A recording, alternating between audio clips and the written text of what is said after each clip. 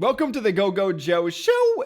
It's Window Wandering Wednesday, and that means I'm going to go over the headlines for science, technology, business, and startups, all while looking out of vistas from all over the world. So much to cover today. I'm going to do a deep dive into the VC funding and activity in 2020 as a whole. Was it up? Was it down? We'll find out. And then I'm going to talk about all sorts of cool stuff like nuclear-powered space travel, Google starting new AI wars. We got amazing views of the Milky Ways that I'll show you guys. We got renting a guy to do nothing, and artificial hearts. So excited I can barely say it. Let's wander. Again, welcome to Window Wandering Wednesday and my show here on the Gogo Joe channel.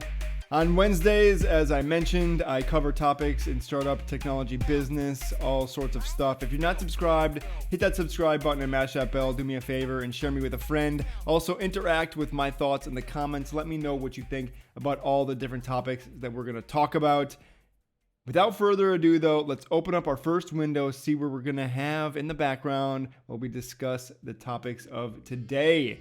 Here we are in Englewood, Florida. Nice green background to keep us company while we talk about the VC news of 2020. What were VCs, venture capitalists, up to in the year of 2020 that we just came out of? Let's find out here. How much money did VCs drop in 2020? The answer to that is a lot.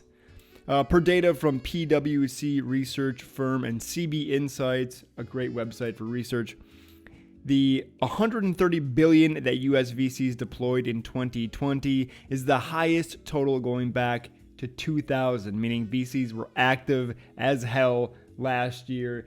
Pandemic aside, pandemic be damned, VCs were still dishing out money to startups. In fact, it was up 14% from 2019, which is insane considering the year that 2020 was. There was actually a lot of mega rounds as well. They're on the rise, mega rounds being $100 million plus deployed into a startup or a business. While total funding in 2020 hit an all-time high, there were actually 9% fewer deals year over year comparatively, which means that the rounds are actually larger as there's less deals happening, but more money deployed means that there's bigger rounds. In fact, 49% of the total funding, that's almost 50%, 49% of the total funding across 318 deals were 100 million or more, which is a record in the United States for venture capital. There was also 147 IPOs over the year, which is a big jump up from the 90 that happened in 2019. However, M&A activity was down, which is because the government is currently pursuing antitrust against large players like Amazon and Google. So of course they don't want companies merging if they have already lawsuits in order to break companies up from having merged in the past. So that actually makes sense. Also, they say that there's more unicorns than ever on record last year. At the end of 2020, a record 225 US-based private companies were valued at $1 billion or more, with a cumulative value of $659 billion or almost $1 trillion. Of these, 28 of them became unicorns. 28 of them became unicorns, so valued at $1 billion plus in quarter four of 2020, which just was a couple months ago. I mean, not even. It was less than a month ago. That's also a record. There's kind of a theme going on here. It was a record-setting year for VC, regardless of the pandemic. And the most valuable among them of the Unicorn Club was SpaceX, getting a valuation of $46 billion. Stripe, the payment processing company, getting a $36 billion valuation. Instacart, the grocery delivery service, getting an $18 billion valuation. Epic Games, my boys who make Fortnite, getting a $17 billion valuation. And Chime, which is another fintech company, I believe they did some sort of savings fintech, at $16 billion. And these valuations, particularly Stripe, which is actually rumored to be at $100 billion, will be much higher after the next round of funding. So Stripe is raising another round, and the rumor is it will be valued at $100 billion, which actually makes sense. Stripe is processing a lot of the payments for e-commerce websites. I think Shopify uses Stripe. Patreon might use Stripe. All these big companies use Stripe to process their payments. So I actually think $100 billion might be too little for them. I don't know what Visa's market cap it is, but I think it's well above that. And the most popular verticals for the Q4 of 2020, so the most popular niches that were invested in were first biotechnology, which actually makes sense. It was one of the things I've been looking at in 2019 is biotechnology. I want to give a shout out to a buddy of mine here in Germany named Robel, who's actually working in biotech. So Robel, if you're watching this, big shout out to you. Good choices. There's also accounting and finance, so fintech, SaaS models, software as a service, so providing accounting and finance software, monitoring and security software, which also kind of makes sense because of the focus on data privacy and also on human and rights in the US this past year, especially for Black people with Black Lives Matters. It makes sense that people want to monitor things and secure things. Automotive and transportation, obviously Tesla also had a record growth year, so it makes sense that they are on that automotive and transportation is on this list, as the interest in electric vehicles has also skyrocketed. And then on the last thing, it's on-premise software, which means software that you have on-premise, on location. I'm guessing that is kind of related to logistics things, but it could also mean, I don't know, something like Slack, Microsoft Word, these like office software tools in general. And San Diego, Miami, Denver, and Atlanta were the 4 U.S. metro areas that saw increased deal activity, with funding doubling from Q3 to Q4. Meanwhile, the top 3 metro areas remain in San Francisco Bay Area, New York, and Boston. If you're in one of those 3 areas, you're in the venture capital havens. That was San Francisco, New York, and Boston. Surprising me, though, is not Austin. We have Boston, but not Austin, Texas, because a lot of big people, like VCs and celebrities, have been moving over to Austin. So I would actually expect to see an increase in deals in Austin, but that hasn't panned out in 2020, but maybe 2021 will be a turning point for the city of Austin for venture capital. Pretty cool. So it sounds like 2020 was a record year for investments and also for IPOs. So that means direct listing, not direct listing. It means the initial offering on a public market, such as the NASDAQ or the New York Stock Exchange. And they were massive big ones. I mean, Airbnb also came out. I meant to get on that and totally missed it.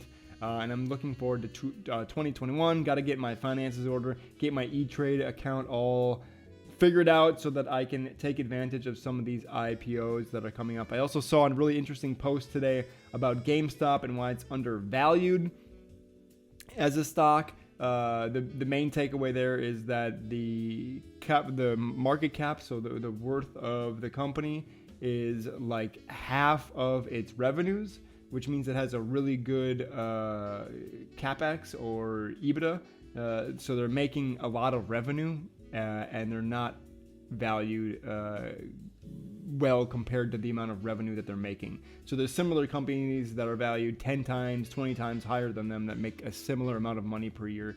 And they're big tech companies like Ubers and Lyfts and all that type of thing. So GameStop could actually be an interesting stock to invest in.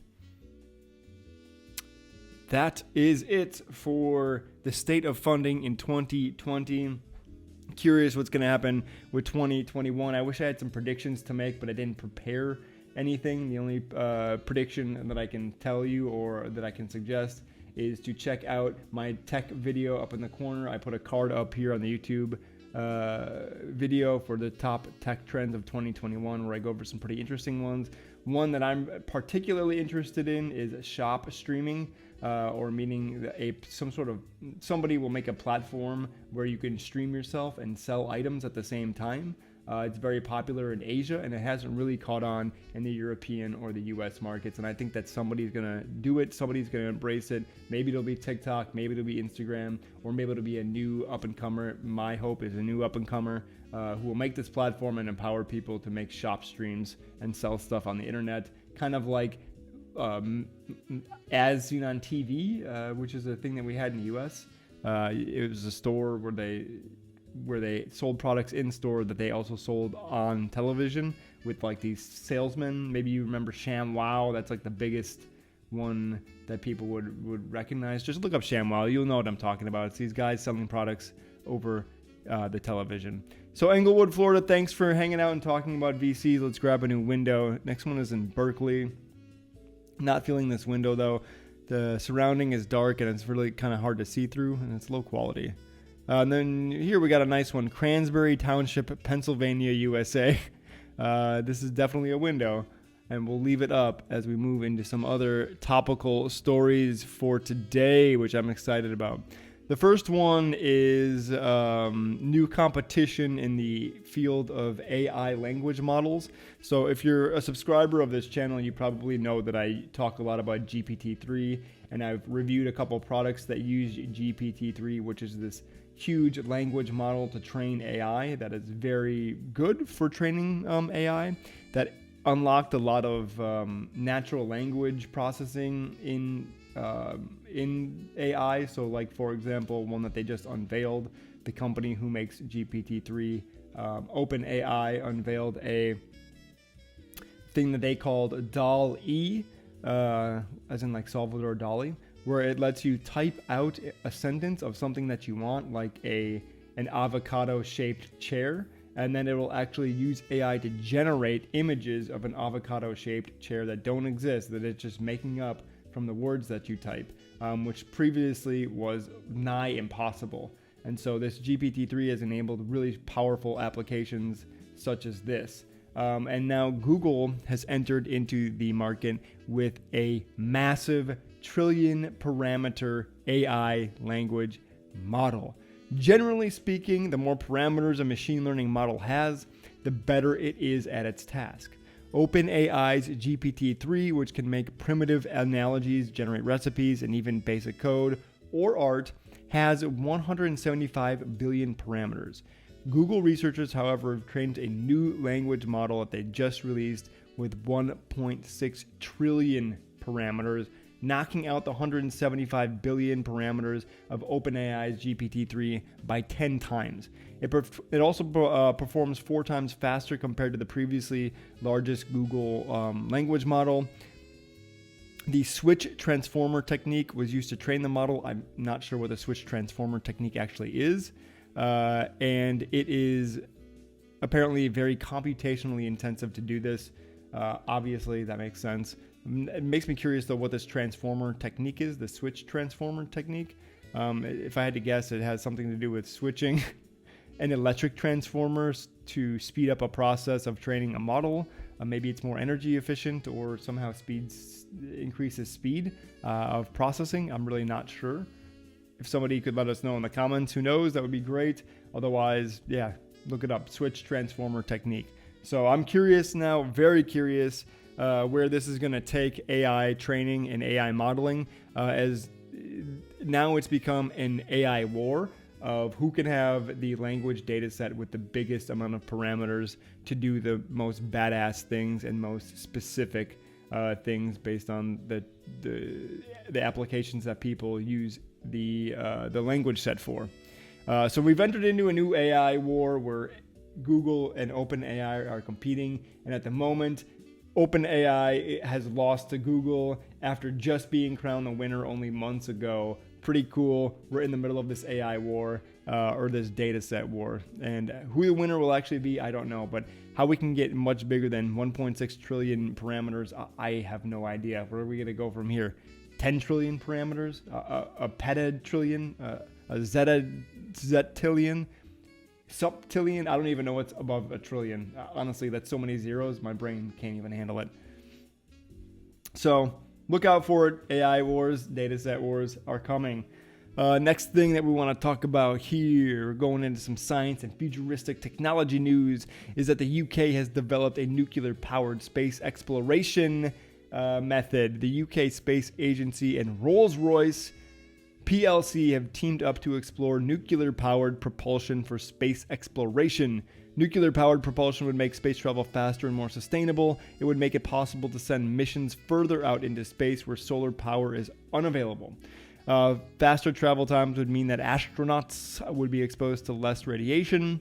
The research will last for 6 months, and then the results will be implemented throughout the next decade. So the UK Space Agency and Rolls-Royce are trying to make some nuclear-powered spaceships. Pretty radical. And with Rolls-Royce involved, I mean, they're probably going to look really nice too. Let's be honest. Rolls-Royce, not a shabby looking car at all. If somebody rolls up in a Rolls-Royce, you're not like, ugh. You're definitely like, ugh. So I'm looking forward to what these spaceships are going to look like. A good old Rolly is rolling out. Nuclear powered space travel, pretty intense. I'm also curious when we're finally going to get nuclear energy back on track and being used as a clean energy source, as it can be cleaner than coal and last longer and can be safer if done correctly. So yeah, pretty cool though. Let's grab a new window here. Say goodbye to the Cranberry Township. Yum, yum, yum. I wonder if that Cranberry skateboard guy is Dogface is riding through the Cranberry townsmanship in PA. Next window here is also back in Florida at Pompano Beach. Looks like a nice man-made park with 2 lakes separated by a road in the middle. And we got a nice little plant here on the side. It's a pretty cool window to talk about things like new research could enable direct transfer from computer data into living cells. This shit is nuts. DNA could be the future of data storage. They've been talking about it because DNA happens to last longer than most ways that we store data now, and also encodes better, which means it has less errors, I think. A single gram of DNA can store up to 215 million gigabytes of data and keep it stable for an extremely long period, especially if stored properly. Learning to store data and DNA could lead to new capabilities in biotechnology, such as programming genes, which would be rad. A new study has demonstrated that it is possible to directly convert digital electrical signals into genetic data stored in the genomes of living cells. The technique can so far only encode tiny amounts of data, but it is still a proof of concept, and researchers claim that it could easily be improved by several orders of magnitude in the next coming years. Data stored in cells remain stable for between 60 to 80 generations. Not years, generations, meaning rewrites and rewrites and rewrites and rewrites and rewrites. We got 60 to 80 generations. So 60 to 80 of our kids could store the data. That's pretty intense. How they're going to use this, I don't know. What they're going to apply it to, I don't know. But it's pretty interesting. And I wonder if actually we could learn to do this and then replace hard drives and replace internals of computers with more like bio components, and then you can actually have a bio label on your computer like we do on food and on like some clothes and stuff. We get a bio computer. How crazy of a world would that be? Like, yeah, I got the next generation DNA i5 encoder processing chip on my computer. Yeah, I'm storing all of my data on, it used to be pig cells, actually. You're like, oh, no way, I got rat cells. Oh, I can't believe you got pig. So yeah, new research could lead to this direct data transfer, data into cells, which is totally radical. Also, speaking of cells, going out a little bit bigger, back to space here. Airglow is some sort of new technology that lets us see into space better. So there's an Earth time lapse from the International Space Station using Airglow, which is the faint emission of light by a planetary atmosphere. Oh, so if there's a planet out there that has atmosphere, like oxygen and carbon in the atmosphere, phosphates, whatever. It has a faint glow to it generally, and so we can detect it using special telescopes. And there's a new time lapse that shows the Milky Way. Let's see here, it's on YouTube, of all of the air glow, the different planets that or I guess you could just call them stars. This is beautiful, though. This is absolutely beautiful. I hope that you can see it on the screen right now. Incredible. Man, it makes you just feel so small, right? Like, how someone can look at this knowing that each one of those dots is a planet and think that we're alone here on Earth is so arrogant. It's so arrogant. There's no way that we're alone. Look at all those planets out there, man. How gorgeous.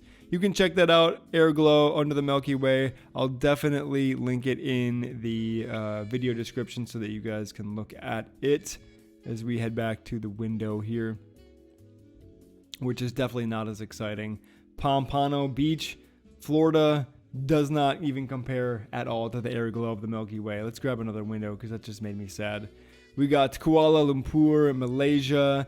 Looks very man-made. We got some cool looking buildings though. I almost said pavilions because there's a building in the background that says pavilion and it's all lit up. And then I just noticed that there's a little tiny building in the front called Chubb. Look at the Chubb building. Little Chubb building. Chubbs! Even a little chubby building. Little small fat building. I love it. Chubb the building. What a great name for that building. I love it. That's so good. So good. Chubb, let's talk about some cool stuff here. This is a crazy story. Magic mushrooms, usually reserved for psychedelic trips, grow in a man's blood after he injected his blood with mushroom tea. Dude, are you serious right now? Are you serious right now? A man spent 22 days in the hospital with 8 in intensive care after he injected a concoction brewed from magic mushrooms into his veins. He received treatment for multi-system organ failure and was released with a long-term regimen of antibiotic and antifungal drugs. Yeah, dude, mushrooms are fungus, which means that they grow in like anywhere. Fungus have very little that they need to survive and to spread their spores. And they made a game about this called The Last of Us, where they were pretty much zombie mushroom people. Bro, you can't be injecting mushrooms into your body. What made this person think that was a good idea? Just because you can do it with meth or heroin does not mean that you can do it with everything, especially if it's a fungus. Those other things are not fungal, they're synthetic. Jesus Christ, dude. It is unknown whether the man experienced the psychoactive effects associated with ingesting the fungus orally. He had injected the mushrooms with the hope to relieve symptoms of bipolar disorder and opioid dependence, which sounds like a drug addiction. His blood tested positive for fungal infection, obviously, from the mushrooms, meaning it was growing in his blood. Research has suggested that magic mushrooms may be a promising treatment for several conditions, including anxiety and depression, but only if taken under the supervision of professionals, therapists, and not injected into your damn body. Come on, people. What are we doing? Hey, man, like, when have you ever had somebody come to you and say, hey, I just brewed a nice cup of tea. You want me to inject it in you? No, I love coffee. I love coffee. I could do without the caffeine, but I love coffee. Caffeine, though, can be a great tool, but never once have I needed caffeine so badly that I've thought, you know what would be great? If I take a syringe full of coffee and I inject that hot, delicious Joe straight into this Joe. No, thought never crossed my mind. How people arrive on these ideas, it blows my mind. Instead, what this person should have done was gone to Tokyo and rented a person who does nothing. In Tokyo, there's a man who put himself online that will do nothing. Shoji Morimoto is a 37-year-old man from Tokyo who rents himself out to other people just to do nothing. He has had about 270,000 followers on Twitter and has received over 3,000 requests for his services. Morimoto charges 10,000 yen, about $100 per request. He commits to doing nothing while carrying out his job, only giving feedback when someone asks him. The gig started after Morimoto left his job at a publisher, and he was inspired by a person who did nothing but got treated to meals. Yo, if you got nothing else going on, you have no debt, and you have no job, why not offer to just lend yourself out? I remember reading this story earlier in the week, and he did things like just listen to somebody talk. He played a board game with another person. He accompanied somebody else as they filled out divorce papers. I think he was actually hired to listen to somebody describe a murder that they committed, and then he just didn't talk about it. I don't even know the legality of that. Or maybe it was a murder fantasy. I don't really know, but that is insanity. And he just started by doing it on eBay because he was bored. I believe he also has a wife who is cool with him just going out there and doing nothing with people. What a life. If you're interested in it, try it out. Get on eBay, offer your services, get on Craigslist, offer your services of doing nothing. You might meet some really interesting people. It sounds like you actually will meet some interesting people. We're going to grab our last window here before we close out the day. Goodbye, Malaysia. Hello, brick wall of Argentina. We got a caged cat here, a cat in jail in this window. Interesting that they have like this cage on their window so that the cat can't fall out. I wonder what story this is out. But this is not a very pleasant window. So we're going to move on to Hawaii. Nice rolling hills of Hawaii. I've enjoyed this window before, so I don't want to sit on it. And then we've got this window here in Oakland, California. It's a small, narrow window, and it says happy in the front, and it makes me happy, so we're going to stick with it. Also, it has a heart in the right-hand corner, which is on a plate. And you can actually see some reflection of like a TV or a monitor in that, which is perfect because we're going to talk about artificial hearts, which really is important to me because, as you may have noticed if you follow my videos, I have had open heart surgery. You can see it here. There's the scar. Yes, I have had open heart surgery. And there's an artificial heart maker named Carmat. Carmat? Really? That's the name you went with for your company, Carmat? Something that you put on the bottom of your car? Carmat? For artificial hearts?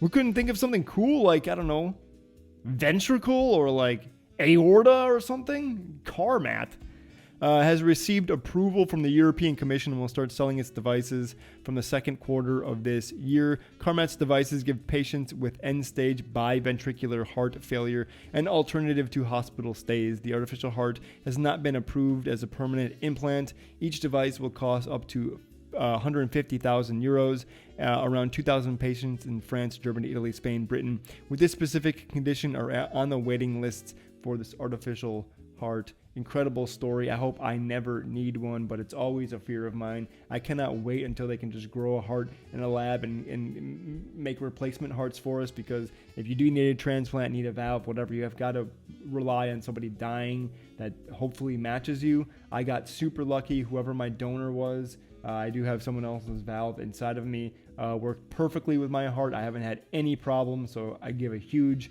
thanks and shout out to that person, whomever they were. And I'm sorry that they had to give their life so that mine could be improved. But yeah, I'm very thankful that it's been a great integration so far. So I'm really quite grateful for that person. But it's really nice to hear that these artificial hearts are making their way onto the market, and that these patients with end-stage biventricular heart failure can have some relief. Biventricular, so your ventricles are the bottom the bottom chambers of your heart. So you've got two chambers on the bottom and two chambers on the top. It's the atrium and the ventricles.